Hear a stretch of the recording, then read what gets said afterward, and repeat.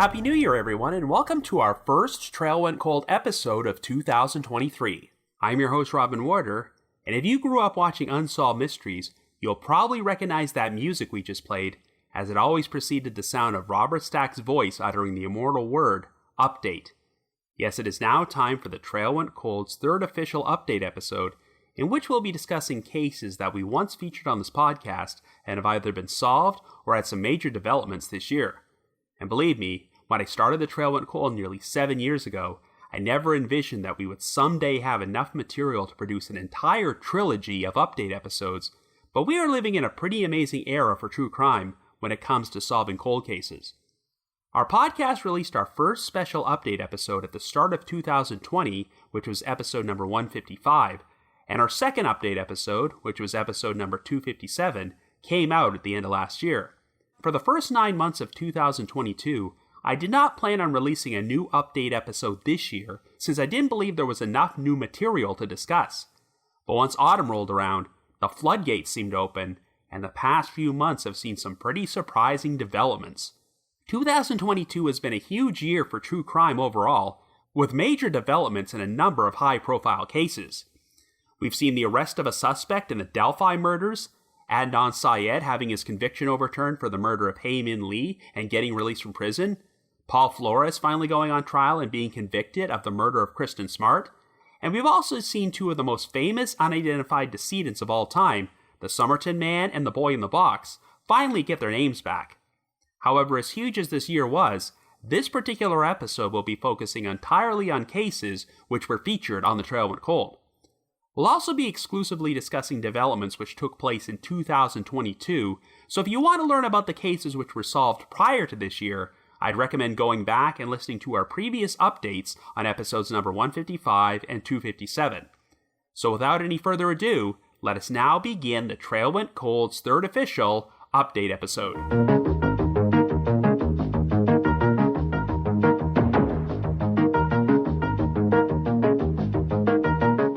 So I'm going to start things off by discussing past cases from the Trail Went Cold where a suspect was arrested, but their trial did not actually take place until this year. In fact, we're going to be talking about 3 trials which all took place within a month of each other during the fall of 2022. For starters, I have to talk about Steve Pankey's trial for the murder of Jonelle Matthews, because this whole situation continues to remain the most surreal experience I've ever had since I launched this podcast. I've already talked about this case at great length during my 2 previous update episodes, and I don't want to repeat myself too much here, so if you're not familiar with this story, I'd recommend going back and listening to those episodes. But here are the basic details.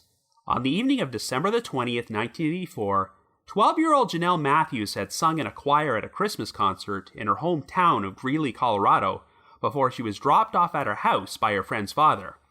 At the time, Jonelle's family were away from the residence, but when her father returned home about an hour later, he discovered that Jonelle was not there and was likely the victim of an abduction.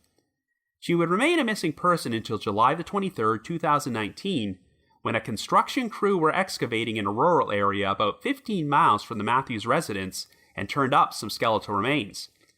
DNA testing positively identified the remains as belonging to Jonelle, and her cause of death was a gunshot wound to the head.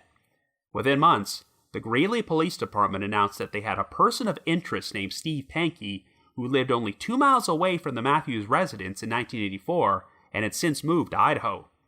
On October the 13th, 2020, Pankey was indicted on charges of first-degree murder, felony murder, and second-degree kidnapping, and was extradited from Idaho to Greeley to await trial. The case against Pankey was very circumstantial, as there was no murder weapon, no DNA, and no physical evidence. The indictment was based almost entirely on Pankey's own suspicious actions and incriminating statements he was alleged to have made, as he had repeatedly attempted to insert himself into the investigation over the years and seemed to have an unhealthy obsession with this case. He also supposedly mentioned details about the crime which had never been released publicly, such as the fact that someone had used a rake to cover up shoe impressions in the snow outside the Matthews home. Well, as I'm sure many of you know, I covered this case on minisode number 11 on this podcast, which was released on January the 25th, 2017, and at the time, Jonelle was still a missing person, and no one had ever been named as a suspect or person of interest. Pankey's name was never mentioned by law enforcement until after Jonelle's remains were found 2.5 years later. Well, shortly after Pankey's arrest took place, I was going through my list of supporters on the Trail Went Cold's Patreon page and did a double take when I noticed the name Steve Pankey. When I checked his Patreon account, I saw his profile picture and noticed that he had an address in Twin Falls, Idaho, so he was most definitely the same Steve Pankey. He had originally signed up as a Patreon supporter for my podcast in May of 2019, 2 months before the discovery of Jonelle's remains, and since he had not yet been named as a person of interest, I had no idea who he was. It's standard practice for me to send stickers and a signed thank you card to everyone who becomes a patron, so I would have mailed those items to Pankey's address before I realized he had a personal connection to this case. This revelation was a major shocker throughout the true crime podcast community, as in the back of our minds, podcasters have always wondered if suspects who committed the crimes we covered on our shows might be listening. But this marked the first time that this was confirmed with 100% certainty, and the idea of a murderer using a podcast episode to relive what they did is pretty unsettling, particularly if the crime is still unsolved and they are continuing to get away with it. Of course, at the time I released my last update episode, Steve Pankey had not yet been found guilty in a court of law, so I technically cannot refer to him as a convicted murderer. I'm not going to talk too extensively about the evidence against Pankey, since I already discussed that in depth on my previous update episode, so once again, I'd recommend going back and listening to it if you're not familiar with this case. But long story short, Pankey's first trial took place at the Weld County Courthouse in Greeley in October of 2021. His defense team acknowledged that he was not the nicest person in the world, arguing that his bizarre behavior was the result of an unhealthy obsession with true crime and a personal need to be the center of attention. But they said that this did not prove that he was a murderer. The defense seemed to do an effective job at generating reasonable doubt, because on November the 4th, after 2 days of deliberation, it was announced that a mistrial had been declared. The jury could not reach a verdict on the charges of first-degree murder, felony murder, and second-degree kidnapping, though they did find him guilty on an additional charge of false reporting, a misdemeanor which only carries a maximum sentence of 6 months. At the time I recorded my last update episode, it had not been publicly released what the jury's exact split was when the mistrial was declared, but I've since learned that it was 9 votes for guilty and 3 votes for not guilty. Throughout the trial, the defense pointed towards an alternate suspect named Norris Drake, who had been visiting his mother at her house, located right across the street from the Matthews residence, on the night Jonelle's abduction took place. Drake died in 2007, but the holdout jurors believed that their suspicions about Drake created enough reasonable doubt not to convict Pankey. Well, Pankey's second trial would finally take place 1 year later in October of 2022. By this point, his original trial attorney, Anthony Viorst, had withdrawn from the case, and there were a number of delays since Pankey seemed to have trouble retaining counsel. He had been assigned a public defender who also withdrew from the case over what was described as a quote-unquote irreconcilable conflict of interest. In May, a hearing was held in which Pankey appeared in the courtroom without an attorney and expressed the possibility of representing himself at his next trial, stating, quote, "I may have to be the Lone Ranger." Needless to say, that likely would have resulted in a train wreck of epic proportions, so the judge wisely advised Pankey about the risks of being his own counsel, and he eventually did get assigned 2 more defense attorneys. When the trial finally took place, the cases presented by the prosecution and the defense were pretty much the same as the first time around. The defense argued that there was no direct evidence implicating Pankey in Jonelle Matthews' murder, and his obsession with the case did not prove he was a killer. But the prosecution argued that the sheer totality of Pankey's suspicious and incriminating actions over the past 4 decades indicated that he was responsible for this crime. Well, this time, the jury did not believe there was reasonable doubt. They began deliberations during the late afternoon of Friday, October the 28th, and after a weekend break, they returned to the jury room on the morning of Monday, October the 31st, and it did not take them long to reach a unanimous verdict. While they acquitted Pankey on the charge of first-degree murder, they still found him guilty on the charges of felony murder and second-degree kidnapping. Before sentencing took place, the trial judge asked Pankey if he wanted to make a statement for the court, and he replied, quote, "I am a Christian. I will be in heaven. "I'm innocent, and this is not justice for Jonelle." End quote. The judge then subsequently sentenced Pankey to life imprisonment with the possibility of parole after 20 years, but given that he's currently 71 years old, the chances of Pankey ever walking free again are very remote. So watching this whole case unfold has been quite an experience, and barring the possibility that Pankey appeals his conviction and manages to get it overturned, we have finally reached a conclusive resolution. Of course, since this case didn't have a smoking gun like DNA evidence to definitively prove that Pankey committed this crime, there may always be a bit of uncertainty surrounding what happened. Pankey is continuing to maintain his innocence, so unless he decides to come clean someday, we may never know his motive for abducting and murdering a 12-year-old girl. And in case you're wondering, since Pankey was unable to cancel his Patreon subscription while he was in jail, Patreon kept charging his credit card for 2 years following his arrest. So I responded by donating all the money I received from him to victims' advocacy organizations and other good causes, and I suppose you consider that a form of poetic justice. Ironically enough, his credit card expired and his Patreon subscription wound up getting canceled just as his second trial was starting, and he's obviously not going to have much need for it anymore.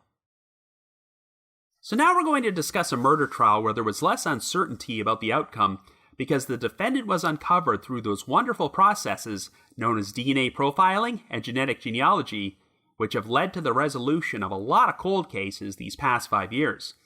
Of course, I'm talking about the murders of 29-year-old Bobby Joe Oberholzer and 21-year-old Annette K. Schnee, aka the Orange Sock Murders, which I covered on episode number 33.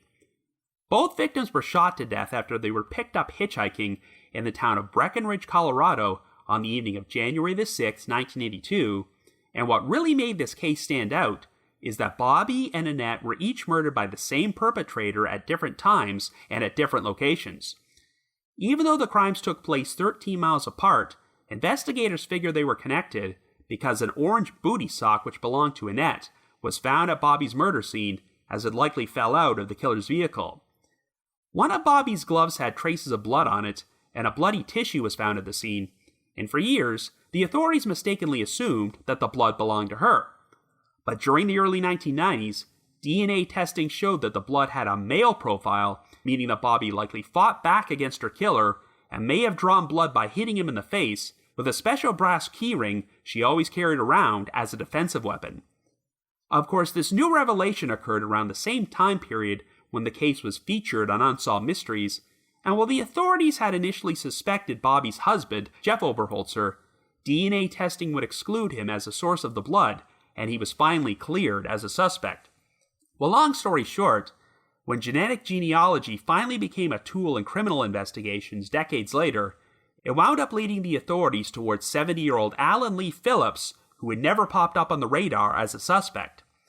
After Phillips was placed under surveillance by law enforcement, a sample of his DNA was obtained by collecting a paper napkin he had thrown away, and it turned out to be a match to the blood evidence. On February 24, 2021, Phillips was arrested and charged with 2 counts of first-degree murder, 2 counts of felony murder, 2 counts of first-degree kidnapping, and 2 counts of first-degree assault with a deadly weapon.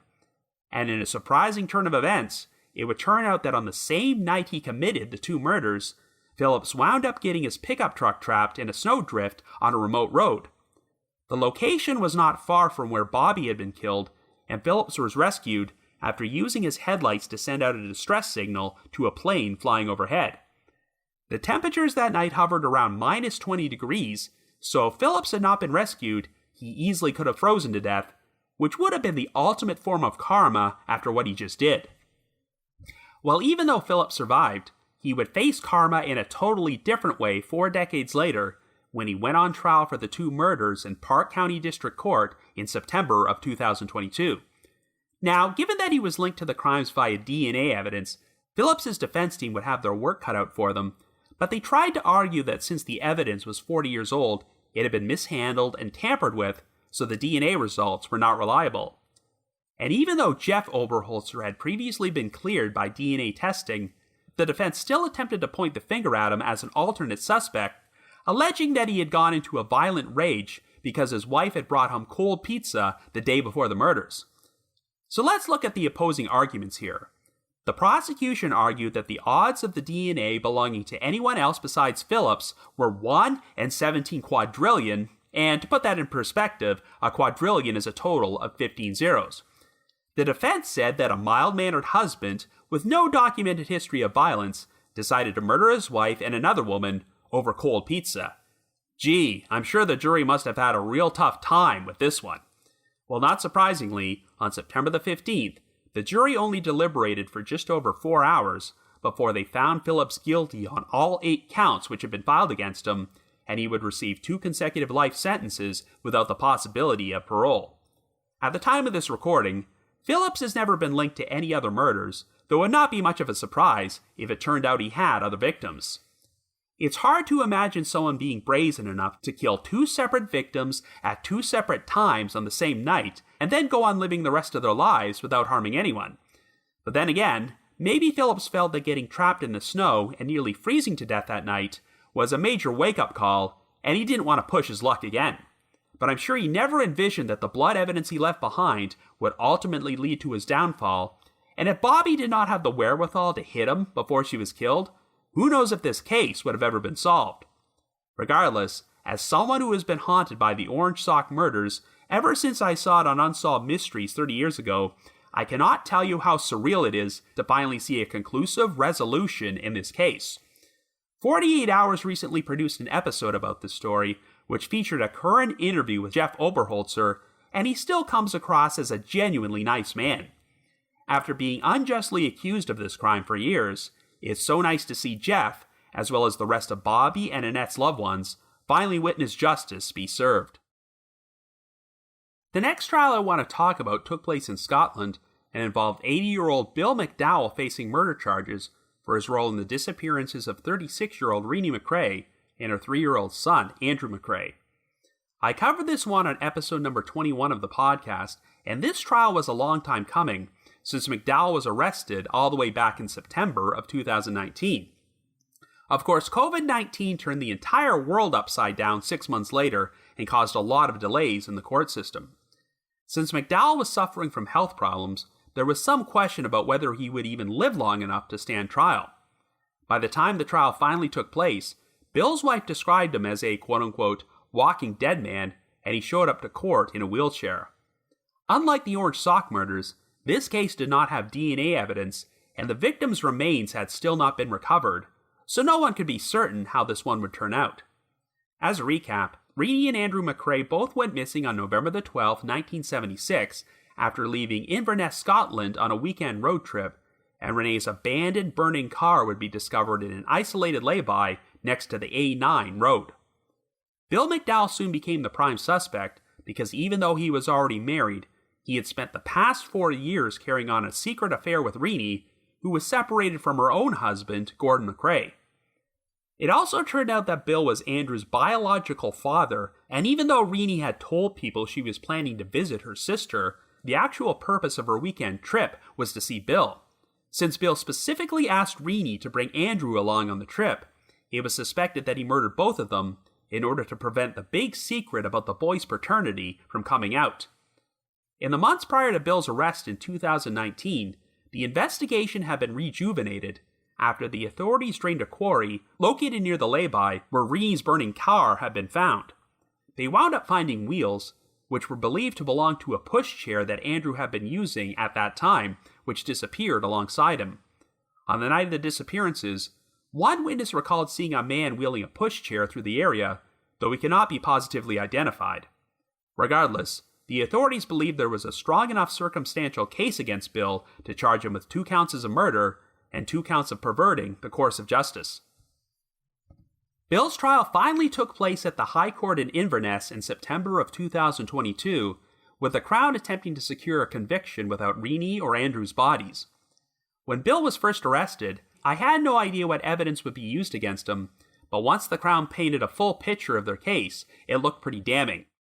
Bill's alibi for the night of the disappearances is that he was at home with his wife, Rosemary MacDowell, who continued to stick by Bill in spite of the revelation about his affair with Renee and him becoming a suspect in 2 murders. Unfortunately for Bill, the times that Rosemary provided for his alibi were inconsistent, and a former schoolmate of Bill's, reported seeing him turning at a road junction on the A9 that night during a time period when Bill and Rosemary claimed he was home.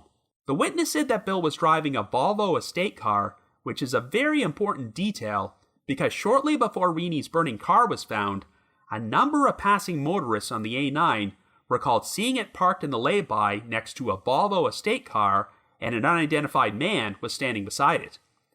If you listen to my original Trail Went Cold episode, you might recall that Bill worked at a building firm owned by Renee's estranged husband, Gordon, and not surprisingly, Bill wound up being fired once news about his affair with Renee came out. Well, at the time, Bill was driving a company vehicle which just happened to be a Volvo estate car, and shortly after Renee and Andrew went missing, he took it to a garage and asked them to replace the floor of the boot, which is the British word for trunk. The mechanic testified that the floor was now missing, and Bill told him that he had ruined it after placing building materials in the boot, so he decided to have the floor removed and burned. After Bill was terminated from Gordon's firm, one of the employees was sent to Bill's residence to retrieve the company car, and when he arrived, he saw Bill cleaning the Volvo and the boot lid was up. Bill then told the employee that he was not going to return the vehicle until he was finished. Well, it doesn't take a rocket scientist to figure out what likely happened here, and even though prosecuting suspects for murder without the victims' bodies was much more uncommon back in 1976, the Crown now believed they had enough evidence to secure a conviction against Bill.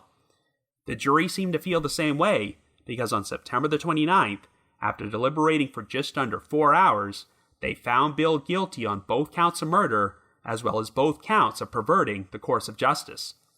He was subsequently given a life sentence with a minimum of 30 years before any possibility of parole, but since Bill is currently 80 years old, there's no chance he's ever getting out of prison alive. In spite of this, Bill continues to maintain his innocence and said that he intended to appeal his conviction, though in the weeks prior to this episode, it was announced that the appeal had been abandoned since Bill's legal team did not submit the proper paperwork before the deadline. Of course, given that Bill is now living on borrowed time, Renee and Andrew's loved ones are still hoping that he will finally come clean and reveal the location of the remains, but personally, one reason I think he might remain silent is to protect his wife, Rosemary. Even if Rosemary wasn't directly involved in the murders, there has always been speculation that she may have participated in the cover-up and knows more than she's ever let on. 1 week after the disappearances, Bill had actually shown up at police headquarters to make a voluntary statement and appeared to be so upset that investigators thought he might be on the verge of making a full confession. But before Bill could say anything, Rosemary literally ran into the building and dragged her husband outside, so read into that what you will. Regardless, while it's still a bittersweet feeling to get a murder conviction and not recover the victim's remains, the fact that the authorities were able to do this after 46 years shows that no cold case is truly unsolvable. So we have 3 more Trail Went Cold cases in which the suspect was charged with murder but has yet to go on trial, and in one of these cases, there is not even going to be a trial. This case is the disappearance of 21-year-old Bethany Decker, which I covered on episode number 189. Bethany was last confirmed to be alive in Loudoun County, Virginia on January the 29th, 2011, and was around 3 to 5 months pregnant at the time. Even though Bethany was married and had an infant son, her husband was an Army National Guardsman who was often deployed to Afghanistan for long periods of time, so in his absence, Bethany carried on a secret affair with a Bolivian immigrant named Ronald Roldan. Ronald was believed to be the father of Bethany's unborn child, though this was never conclusively proven, and since he was known for being abusive and controlling, he immediately became the prime suspect when Bethany went missing. Well, even though the authorities lacked the evidence to charge him with anything, Ronald found himself in legal trouble in November of 2014 when he was arrested in Pinehurst, North Carolina, for a violent attack on his estranged girlfriend, Vicki Willoughby. Vicki was shot 3 times and wound up losing her right eye, but even though Ronald should have been convicted of attempted murder, issues with a search warrant caused a lot of the evidence against him to be thrown out before trial. As a result, Ronald agreed to a plea deal in which he pled guilty to lesser charges and received a sentence of 6 to 8 years in prison. Once Ronald finished serving his sentence, he would be handed over to Immigration and Customs Enforcement and deported back to his native Bolivia. But on November the 9th, 2020, one day before Ronald's projected release date, the Loudoun County Sheriff's Office announced that they were charging Ronald with abduction by force or intimidation in connection with Bethany's disappearance. He was subsequently extradited to Loudoun County, and within a month, Ronald was indicted on the additional charge of second-degree murder. By this point, Bethany's remains had still not been found, and it was unclear what, if any, new evidence may have surfaced to compel investigators to charge Ronald after all this time. But it seemed clear that they were doing whatever they could to keep Ronald incarcerated, because if he was deported back to Bolivia and set free, it would probably be very difficult to track him down again. Well, Ronald was scheduled to stand trial in late January of 2023, but there was a surprising recent development. On November the 17th, 2022, it was announced that Ronald had agreed to plead guilty to second-degree murder. At the time of this recording, we don't have any further details about what compelled him to enter this plea, only that a sentencing hearing is scheduled to take place on February the 21st, 2023, and he could reportedly face up to 40 years in prison. I know that Ronald's former girlfriend, Vicki Willoughby, plans to be in attendance in the courtroom when this happens, and is hoping that Ronald's sentence is far more severe than what he received for attempting to kill her back in 2014. Vicki stated, quote, "I'm standing in for Bethany. I believe that they'll do the right thing this time." End quote. Right from the outset, everyone believed that Ronald was likely responsible for Bethany's disappearance, but at this point, we still don't know what evidence led to him being charged with murder in 2020. But I'm guessing that it must be pretty strong if he was willing to plead guilty rather than go on trial. I do hope that one of the terms of Ronald's plea agreement is that he will be required to lead the authorities to Bethany's remains. Ronald's sentencing takes place just over a month after this episode's release, and I'll keep you apprised of any further updates. Moving on, we have another missing persons case in which a defendant is facing trial for murder, even though the victim's remains have still not been found, and that's the disappearance of 28-year-old Danielle Stizlicki, which I covered in minisode number 22. On December the 2nd, 2016, Danny went missing after leaving her place of employment in Southfield, Michigan, and her abandoned Jeep was found at her apartment complex in Farmington Hills. Floyd Galloway Jr., a security guard from Danny's workplace, became a person of interest, and 6 months later, he was arrested for an unrelated attack and attempted sexual assault on another woman. This attack had taken place 3 months before Danny went missing, and Galloway wound up pleading guilty to the charges of kidnapping, criminal sexual conduct/assault with intent to commit sexual penetration, and assault with intent to do great bodily harm less than murder by strangulation. Galloway received a sentence of 16 to 35 years in prison, and in March of 2019, he was finally charged with premeditated first-degree murder in Danny's case.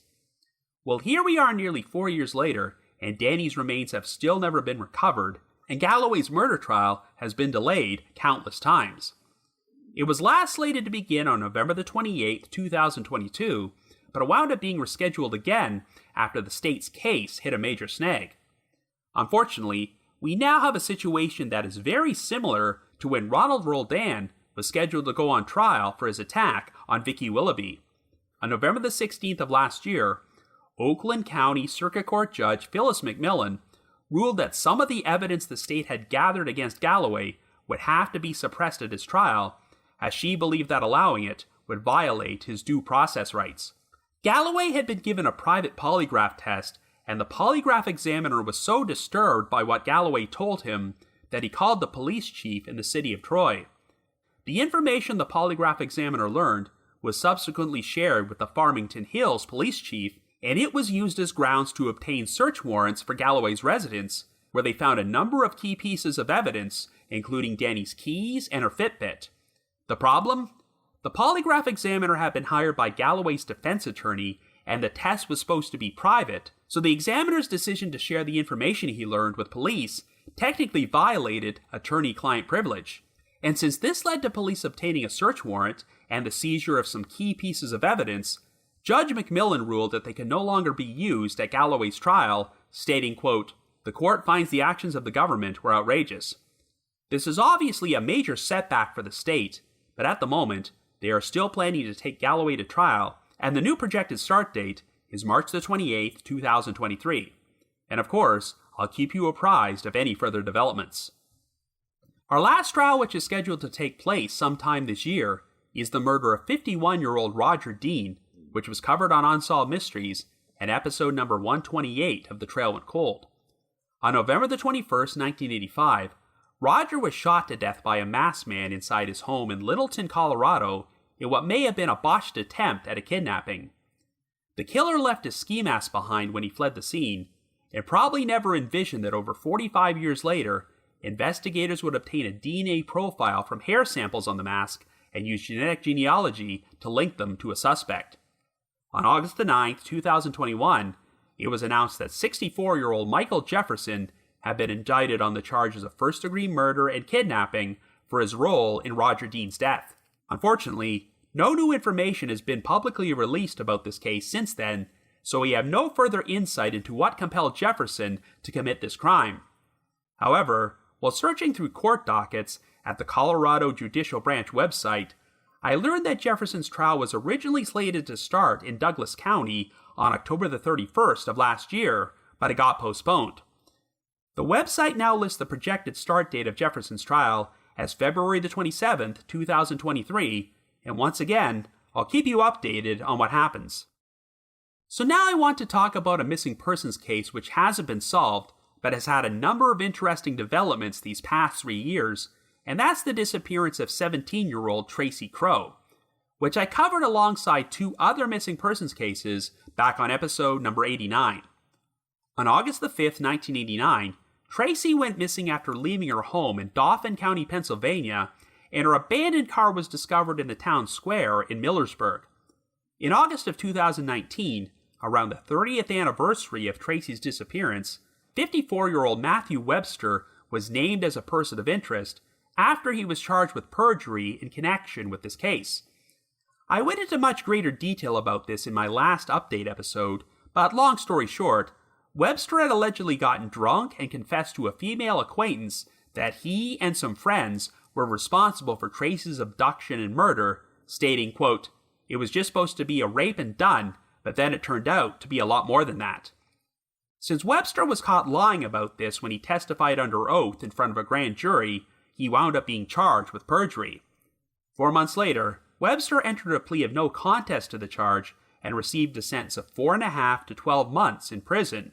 He got credit for time served, as well as an additional sentence of 12 months probation and a $500 fine, and was immediately released from custody.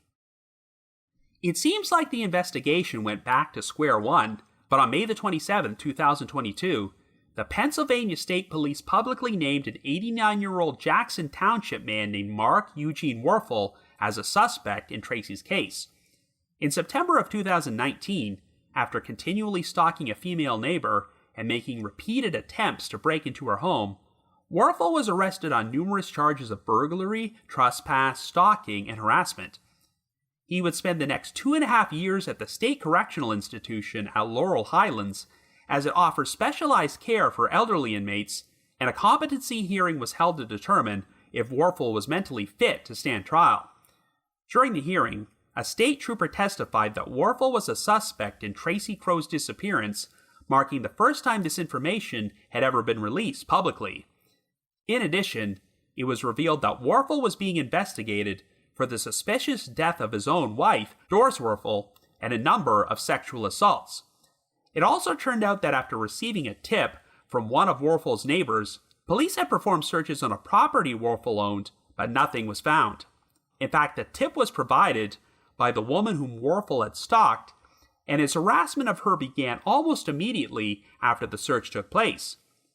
Werfel had once been friends with Tracy's parents and worked alongside Tracy's father, but one of the most surprising revelations during the hearing was that he happened to be the biological father of Tracy's younger sister, Kim Masser.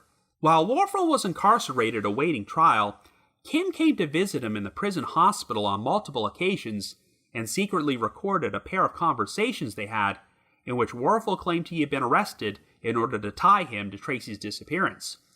During the recordings, Werfel denied killing Tracy, but claimed that the perpetrator was a man named Kenny who wanted to have a relationship with her.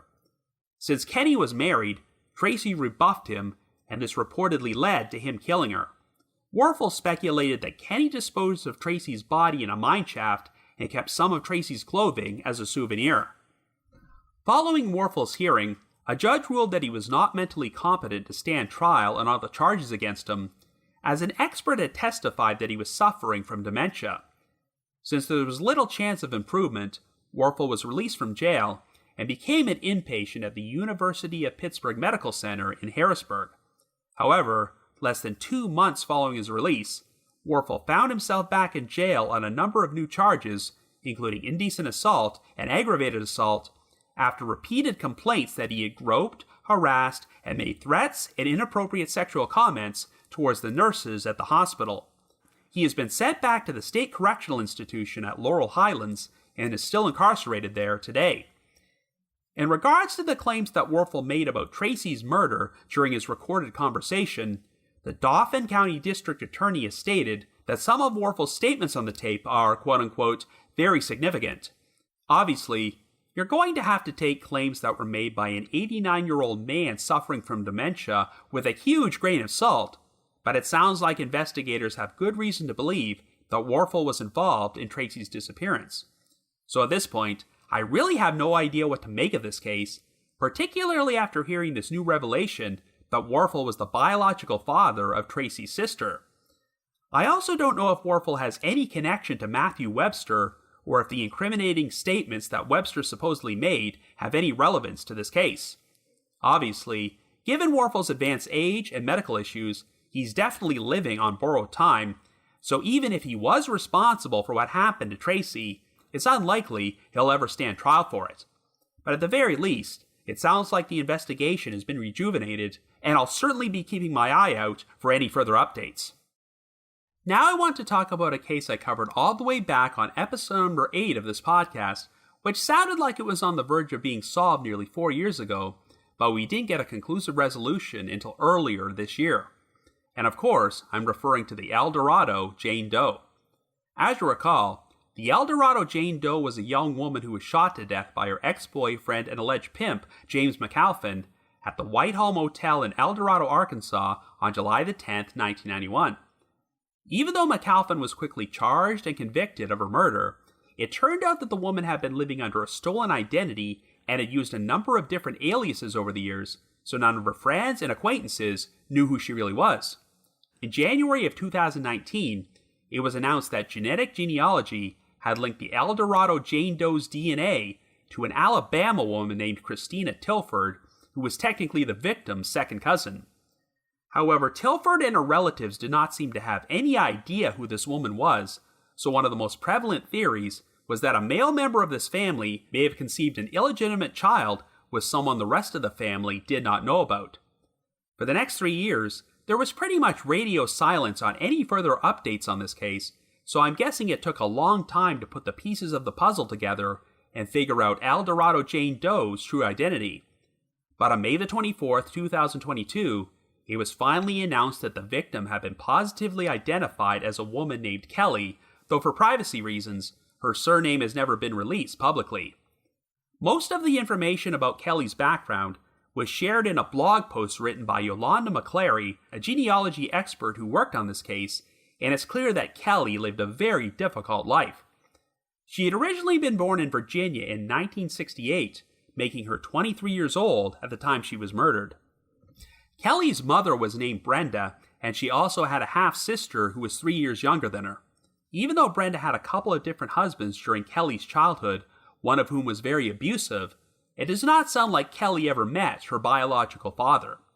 If the investigation did uncover the identity of Kelly's father, that information may have been withheld from the public for privacy reasons, and it's unclear if he even knew about Kelly's existence. Even though it sounds like Brenda hailed from a stable, financially well-off family, she lived a very troubled lifestyle as she developed a cocaine addiction and did multiple stints in jail for such offenses as grand larceny and credit card theft. As a result, Kelly spent her teen years moving around a lot with her mother as she dropped out of high school during the 10th grade and wound up developing a cocaine addiction of her own after Brenda introduced her to the drug.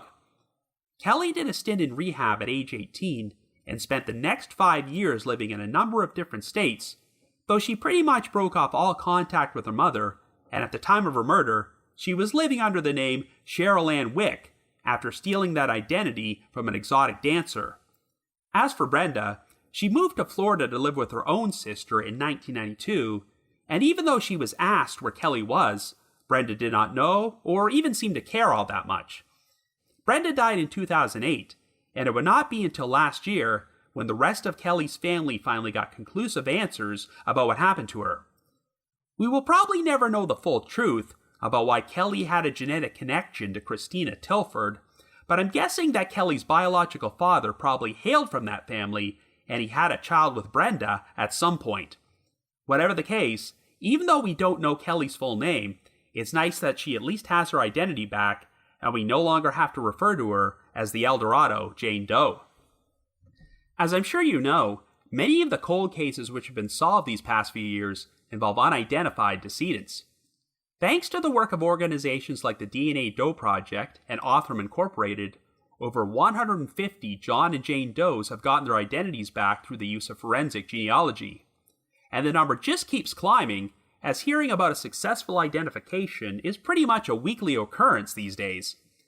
Some of the decedents profiled on the trail went cold who have been identified include Pamela Buckley and James Freund, formerly known as the Sumter County Does, Deborah Jackson, formerly known as Orange Socks, and Sherry Jarvis, formerly known as the Walker County Jane Doe. Well, I'm pleased to say that we can now add Ruth Marie Terry, formerly known as the Lady of the Dunes, to this list. I covered this case way back on episode number 17 and involved the murder of an unidentified woman who was found at the Race Point Dunes near Provincetown, Massachusetts on July the 26th, 1974. She was believed to be between 20 to 40 years old, and her decomposing nude body was lying face down on a beach towel with her head resting on some neatly folded clothing. The crime was a particularly brutal one, as the victim had been killed with a blow to the head which crushed the left side of her skull, and her throat was slashed so deeply that she was nearly decapitated. The woman's hands and some of her teeth had also been removed, so it seemed like her killer was going to great lengths to prevent her from being identified. But of course, back in 1974, the killer wouldn't have been thinking about DNA. Over the years, a number of different theories were pushed forward, including that she was a victim of notorious Boston crime kingpin James Whitey Bulger. The case made the news in 2015 when author Joe Hill, aka Stephen King's son, attended a screening of the classic movie Jaws and thought he saw a young woman resembling the Lady of the Dunes as a background extra in a scene. Since Jaws had been filmed in Martha's Vineyard, Massachusetts during the spring and summer of 1974, could that woman have been her? Well, at this point, we can't officially confirm or deny that, but we do finally know the identity of the Lady of the Dunes. On October the 31st, 2022, it was announced that she had been positively identified as Ruth Marie Terry, who would have been 37 years old at the time of her death. The case had been taken on by Othram Incorporated, who built a DNA profile from the victim's skeletal remains and subsequently turned it over to the FBI, who entered the profile into a genealogical database. Within a few months, the DNA wound up matching Ruth's biological relatives and paved the way for her identification. Incidentally, this news just happened to come out on the exact same date that Steve Pankey was found guilty, and a press conference was held to announce Richard Allen's arrest in the Delphi murders, so October the 31st, 2022 turned out to be a pretty big day in the true crime world. Ruth Marie Terry originally hailed from the small mining town of Whitwell, Tennessee, and was literally born inside a mountainside shack. Ruth's teenage years were quite tumultuous, as she got married when she was only 13 years old, got divorced from her husband, proceeded to remarry him, and got divorced from him a second time before the age of 19. In spite of this, it sounds like Ruth did hail from a loving family, but she did not want to remain constricted in such a small town and decided to move to Livonia, Michigan. Sometime after arriving, Ruth became pregnant and gave birth to a son, though the identity of the child's biological father is still unknown. Since Ruth knew she could not provide for her son as a single mother, she gave him up for adoption to a pair of friends, and he was raised under the name Richard Hanchett. When Richard's adoptive parents died, he became interested in tracking down his birth mother, and after submitting his DNA to the website Ancestry.com, he would be genetically linked to Ruth's niece in 2018. When Richard met Ruth's surviving relatives, he learned that she had not been seen for over 4 decades, so it understandably came as a major shock to him a few months ago when he learned that his mother had been brutally murdered and was the Lady of the Dunes. The year before she was killed, Ruth had attempted to reach out to Richard, who was a teenager at the time, but he just wasn't ready to connect with her at that point, and now regrets not having formed a relationship. Of course, like many of those other cases I just cited in which decedents were identified, this is technically still an unsolved mystery, as we do not yet know the identity of the person who murdered Ruth. However, investigators do have a strong suspect in mind, and this is where the story goes in a pretty wild direction. Sometime after giving birth to Richard, Ruth moved to California and met a man named Guy Rockwell Moldavan. Marriage records show that the couple tied the knot in Reno, Nevada on February the 16th, 1974, though for some reason, Ruth got married under the name Terry Marie Visna. Shortly thereafter, Ruth visited her family in Tennessee and introduced them to her new husband, but they recalled that Ruth didn't appear to be herself whenever she was around Guy, and he gave off the impression of being a controlling, possessive person. Well, this turned out to be the last time Ruth's family ever saw her alive, but later that year, Guy informed them that Ruth was missing. However, Guy never filed an official missing persons report with law enforcement, and he soon broke off all contact with the Terry family. Even though Ruth's brother hired a private investigator and personally traveled to California to search for her, none of her relatives ever heard from her again. Now, if you search through the newspaper archives, you can find an extensive article about Guy Moldavan in the June 5th, 1985 edition of the Californian, a newspaper based out of Salinas. At the time, Guy was hosting a local late-night radio talk show, and he wound up passing away in Salinas on March the 14th, 2002, at the age of 78. Guy had gotten remarried to another woman in October of 1975, just over 1 year after Ruth's murder, and Guy's wife remained with him until his death. Well, Guy Moldavan's connection to this case is only the tip of the iceberg in where it turned out to be a crazy life, and I would not be surprised if one of these days someone does an entire long-form podcast about him. 14 years before his marriage to Ruth, Moldavan had been living in Seattle, Washington under the alias Raoul Guy Rockwell, and found himself at the center of another murder case. At the time, Raoul Guy Rockwell went by the nickname Rocky, and he previously owned an antique shop with his first wife, Jo Ellen. Things changed when a woman named Manzanita Mearns, who went by the name Manzi, started frequenting the store, and Rocky became involved in an affair with her, even though Manzi was also married and had children. The story goes that Rocky dumped Jo Ellen and kicked her out of their antique shop right in front of customers, and after he and Manzi divorced their respective spouses, they got married. By 1960, Rocky was living with Manzi and her 18-year-old daughter, Dolores Mearns, but he became involved with another woman named Evelyn Emerson. Sometime in April of that year, Manzi and Dolores just seemed to vanish without a trace, so Manzi's ex-husband became concerned enough to contact the authorities and file a missing persons report for them. In July, Rocky divorced Manzi in absentia and got remarried to Evelyn. Evelyn's mother decided to invest thousands of dollars with her new son-in-law so Rocky could travel to British Columbia and purchase a collection of Native American artifacts for her. Well, after Rocky left on this trip, he never came back, so Evelyn's mother filed grand larceny charges against him, and he became a wanted fugitive. It would later turn out that Rocky used his mother-in-law's money to purchase a new sports car and drove across the country to Provincetown, Massachusetts, where his wealthy father owned property. And that's a pretty important detail since Ruth's murdered body would be found just outside Provincetown 14 years later. In Rocky's absence, the Seattle Police Department finally decided to perform a search of his residence, and they would find Manzi and Dolores' remains inside a septic tank underneath the house, which had been sealed with fresh concrete. It was not until December the 1st of that year when Rocky was finally arrested in New York City.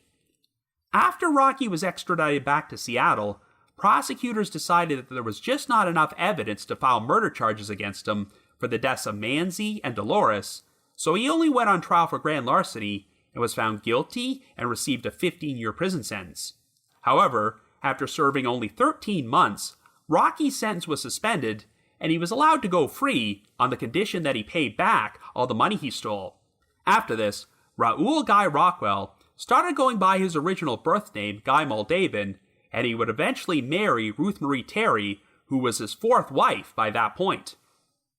The saga of Raoul Guy Rockwell would be documented in a chapter of the Anne Rule authored true crime book, Smoke, Mirrors, and Murder, and Other True Crime Cases, but when she published it in 2007, I don't think anyone could have imagined that Rockwell had been the husband of the Lady of the Dunes. But believe it or not, there is still more to this story.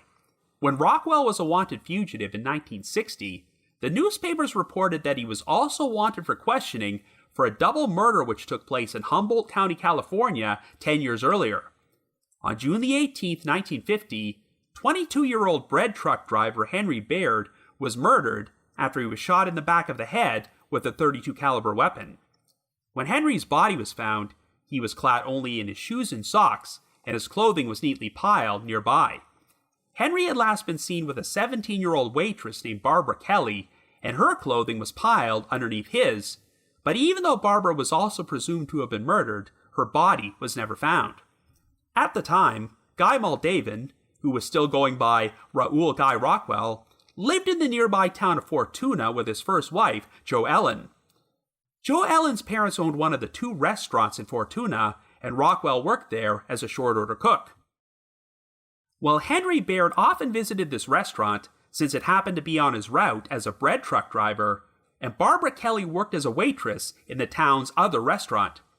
I do not believe this case was ever solved, and yes, Rockwell's connection to it is rather tenuous. But I do find it interesting that Henry and Barbara's clothing was found neatly piled at the murder scene, because as you recall, Ruth Marie Terry's clothing was neatly folded underneath her head. Also, the fact that Ruth's killer went to the trouble of removing her teeth and her hands to prevent identification suggests that this was not the first time they ever committed murder. Officially, Guy Moldavan / Raoul Guy Rockwell was never charged or convicted of murder in his lifetime, but if he was responsible for all 5 of the deaths which I just mentioned, then that would make him a full-fledged serial killer who flew under the radar. Investigators are now asking the public to come forward with any information they might have about Guy Moldavan or his whereabouts during 1974.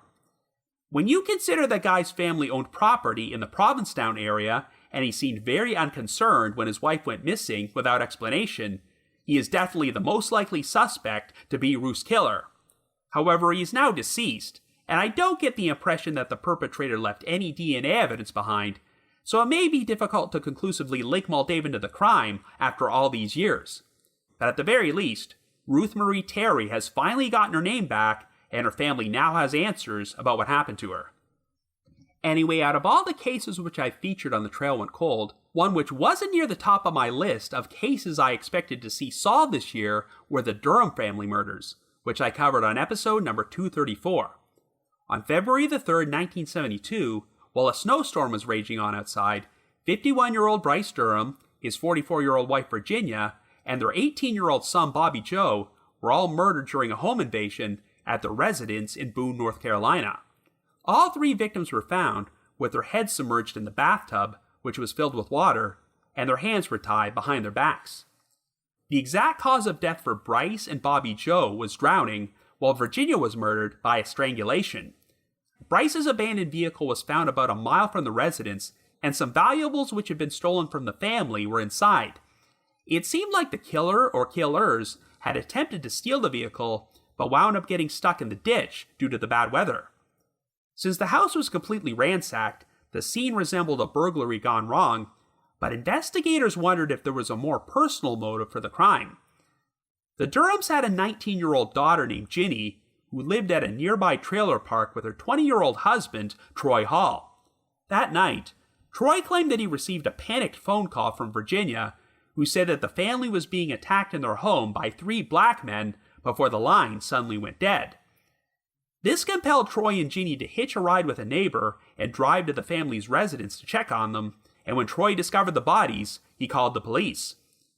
Ginny wound up inheriting her parents' $250,000 estate, but she was extensively investigated by the authorities, and they did not consider her to be a suspect. However, there were suspicions about Troy, as Bryce and Virginia apparently did not like him too much, and investigators wondered if he might have fabricated the details about the phone call from Virginia and had some involvement in the murders. Regardless, there was no evidence to implicate anyone, and Ginny and Troy wound up getting divorced 4 years later. Well, on February the 8th, 2022, right after the 50-year anniversary of the crime, I was shocked to hear that the Watauga County Sheriff's Office announced that the Durham family murders have been solved, and they identified 4 perpetrators: Billy Wayne Davis, Billy Sunday Burt, Bobby Jean Gaddis, and Charles David Reed. All 4 men had belonged to the Georgia branch of the Dixie Mafia and were believed to have committed dozens of violent crimes throughout the 1960s and early 1970s.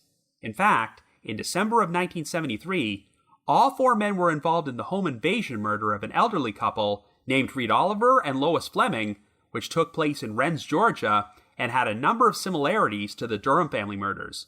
By 2022, Burt, Gaddis, and Reed were deceased, and the only surviving suspect was Davis, who was 81 years old and serving a life sentence for murder at Augusta State Medical Prison.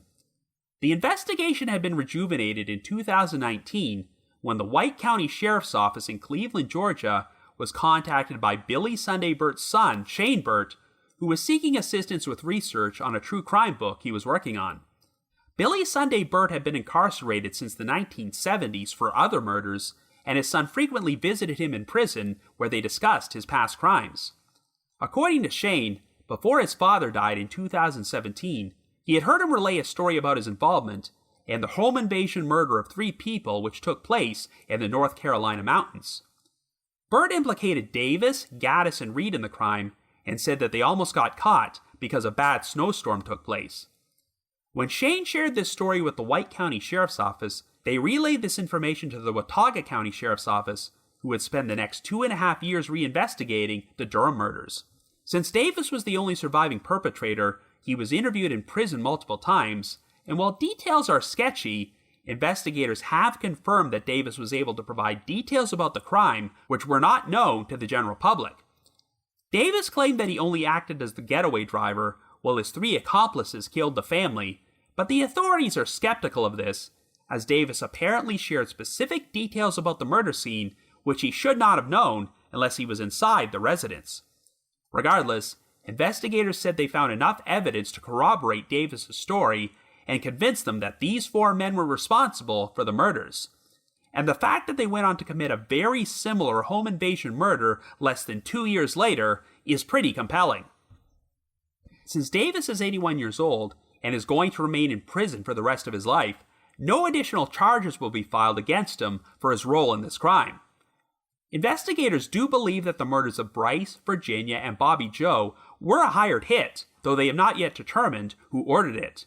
Indeed, even though this case is technically resolved, there are still a number of unanswered questions.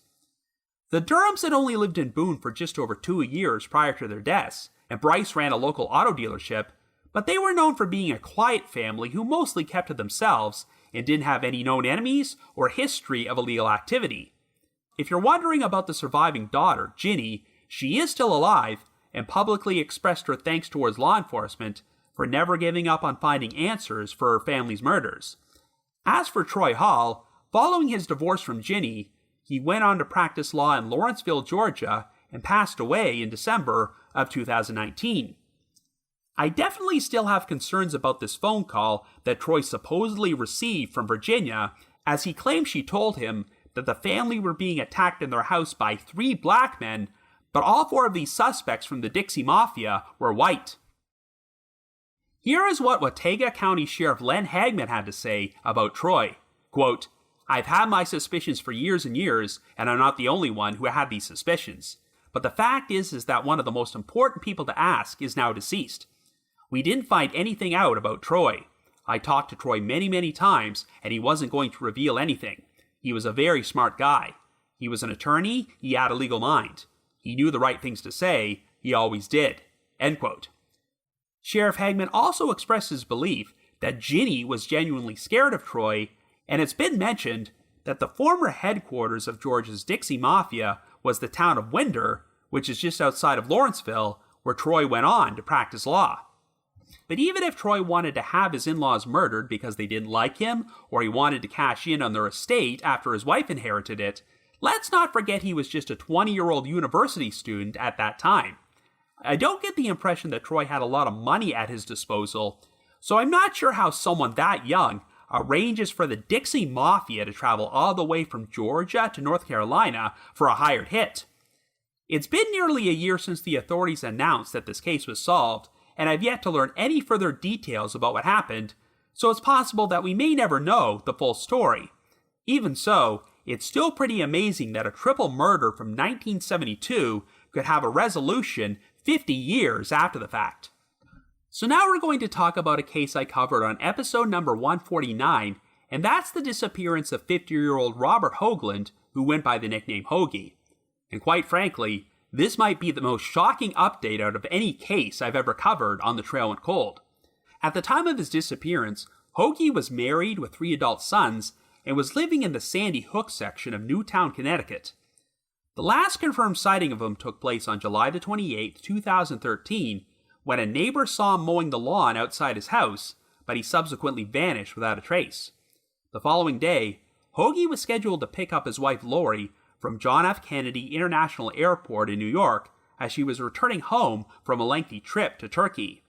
But Hoagie never showed up or made any attempt to contact Lori, and when she arrived home, she discovered that her husband was missing and had left behind his vehicle and most of his possessions, including medication he was taking for high blood pressure.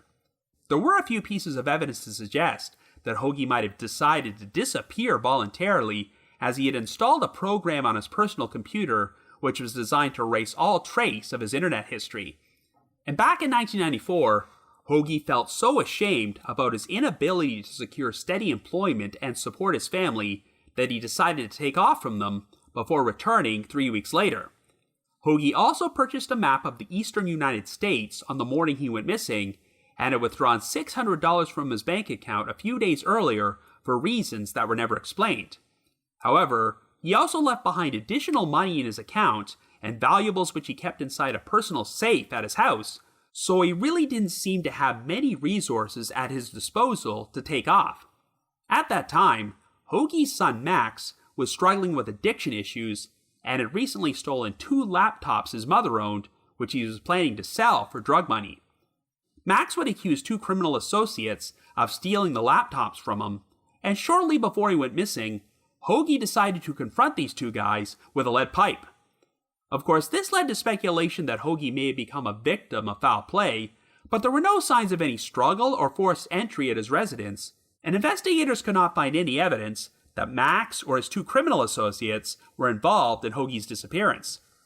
In 2016, the case was featured on an episode of the true crime series Disappeared, and I have to admit that this one completely perplexed me, as it was very hard to form an airtight theory which made 100% complete sense. Well, imagine my shock on December the 7th, 2022, when it was announced that Hoagie had disappeared voluntarily and been found dead. That's right, 2 days earlier, the Sullivan County Sheriff's Office arrived at a house in the hamlet of Rock Hill, New York, after receiving a call from a man named David, whose last name has never been released publicly.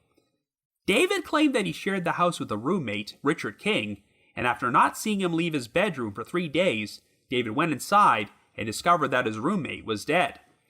When the authorities arrived at the scene to collect Richard King's body, they could not find any documentation at the residence with that name on it, but curiously, they found some mail which had been addressed to Robert Hoagland.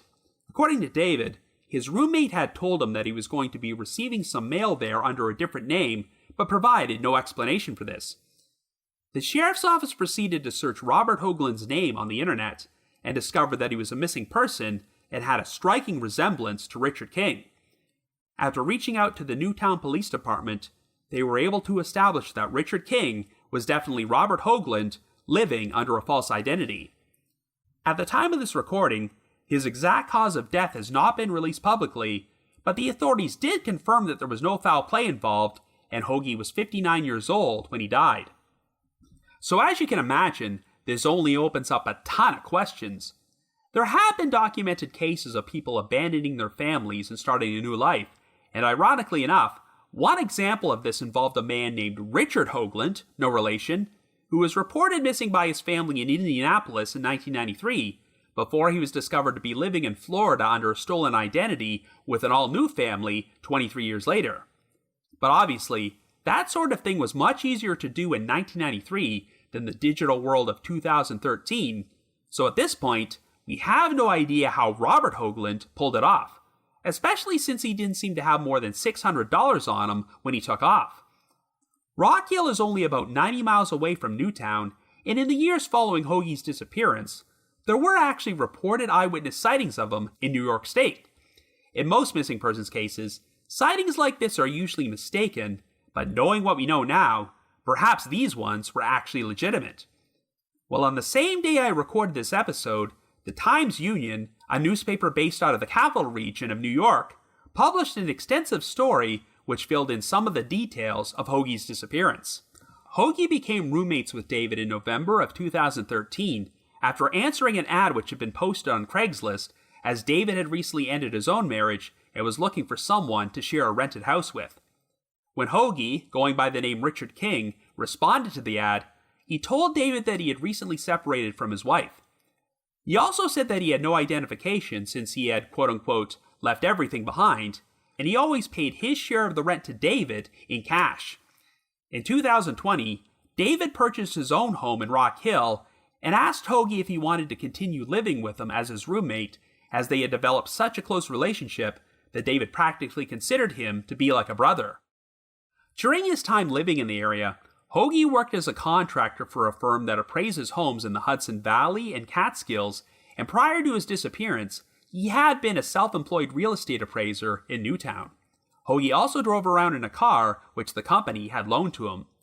It's unclear how Hoagie got this job to begin with, as thus far, it does not look like any official record has been found of him getting new identification under the name Richard King.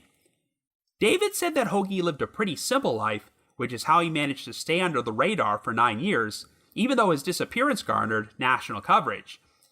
It's been theorized that the reason Hoagie started receiving mail at his residence under his real name was because his health had been declining and he was hoping to get medical care, which he could not do under an alias. While we know some pieces to this puzzle, there are still some gaps to be filled in here, such as Hoagie's whereabouts during the 4-month window between when he vanished in July of 2013 and he became roommates with David that November. Of course, you have to feel immense sympathy for the entire Hoagland family, particularly Max, as it sounds like he did beat his addiction issues and got clean.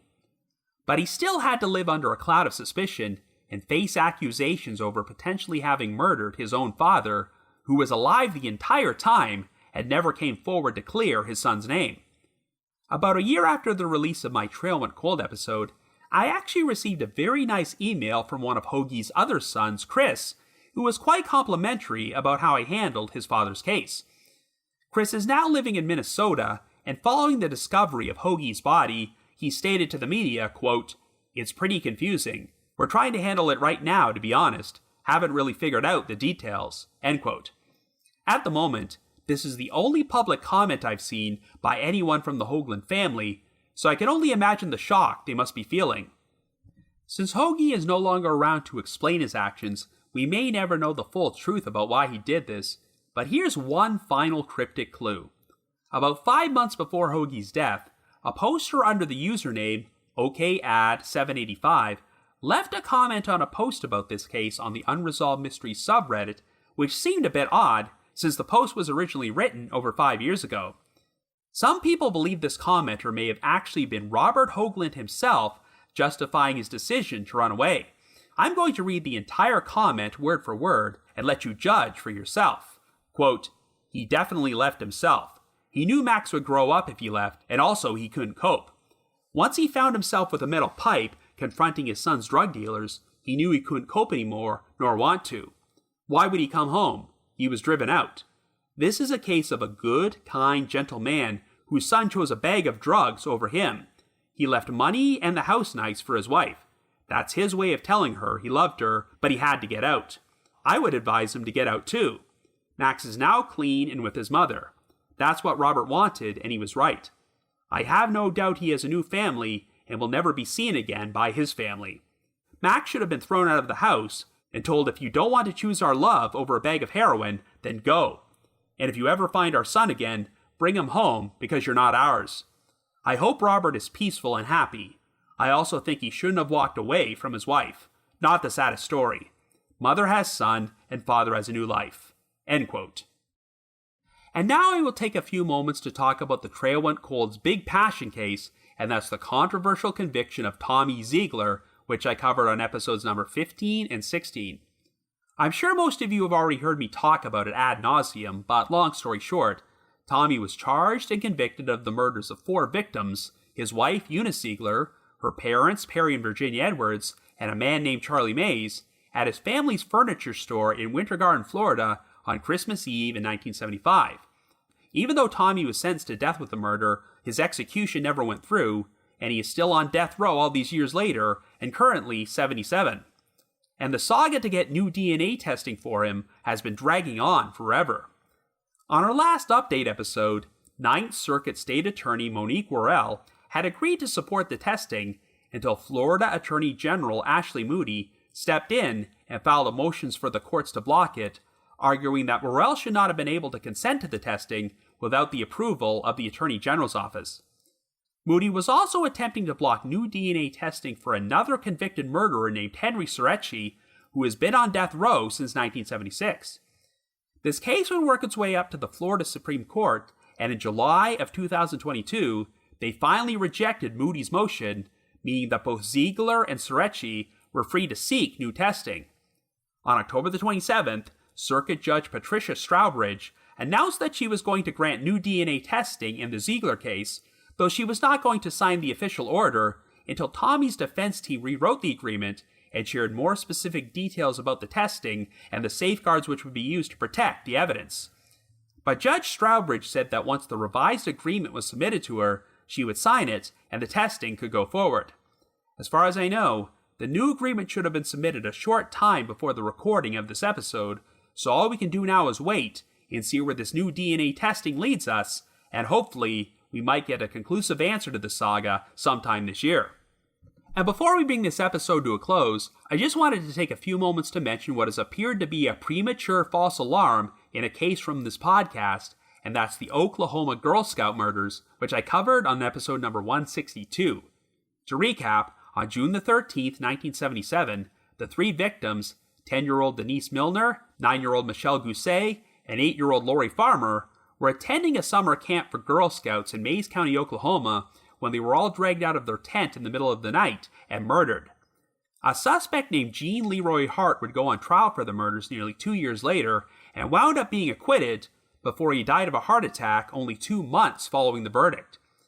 Well, to commemorate the crime's 45-year anniversary, Hulu released a new documentary series about the case titled Keeper of the Ashes, the Oklahoma Girl Scout Murders, and on May the 6th of last year, my eyes pretty much bulged out of their sockets when the Tulsa-based news outlet News on 6 published a new article about the case with the headline, quote, Killer Identified in 1977 Girl Scout Murders.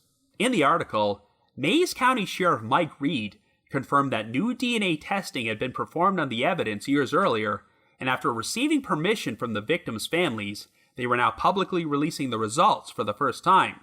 Sheriff Reed then said that after the new testing, there was no doubt in his mind that the results showed that Gene Leroy Hart was the killer.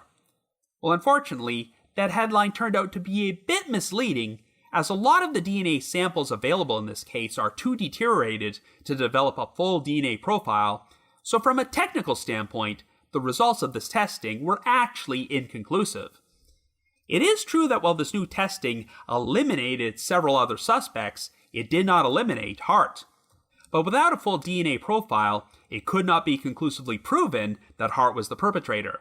I mean, I personally believe that in spite of his acquittal at trial, Jean Leroy Hart did commit these murders, and I'm sure most people out there feel the same way. But at the moment, we just do not have the necessary DNA evidence to prove beyond a shadow of a doubt that Hart did this, so officially, the Oklahoma Girl Scout murders is still an unsolved mystery. However, maybe by the time we release our next update episode, that will no longer be the case. Anyway, that about brings an end to the Trail Went Cold's third special update episode, and if you would like to get in touch, feel free to send me an email to robin.warder@icloud.com. That's robin.warder@icloud.com. Another reminder that The Trail Went Cold is on Patreon, so please visit patreon.com/thetrailwentcold to learn how you can support our podcast and become eligible for some pretty neat rewards. This past month, we released a special holiday-themed bonus episode about the disappearance of 5-year-old Melissa Brannon, who vanished from a Christmas party, and even though a suspect was charged and convicted of her abduction, he was never charged with murder, and she is still missing to this day. I've also dropped an exclusive bonus episode from my spin-off podcast, The Path Went Chilly, in which myself and my two co-hosts, Jules and Ashley, discuss an unusual case from Great Britain, the unexplained 2014 death of Alan Geel. And for our patrons in Tier 3, I've recorded another new audio commentary track, which can be played over a classic episode of Unsolved Mysteries. I'd also like to give a shout out to our most recent listeners who have signed up with us on Patreon these past few weeks, and they are AMJ Curry, Cleo Crimecat, Michelle Z, Shelley, Annette M, Lucy G, and Rhiannon J. Thank you all so much for your support. I need to provide a big thanks to Miguel Foote, who edits and assembles this podcast together for me, and Vince Nitro, who composes the eerie music you hear on every episode.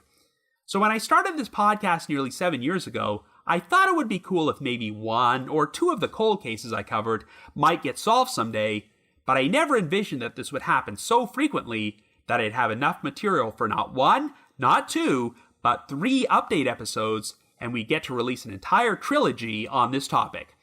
And given what an amazing year 2022 was for solving cold cases, I have a feeling that this will definitely not be my final update episode. If things go well enough in 2023, I might just release another one this time next year.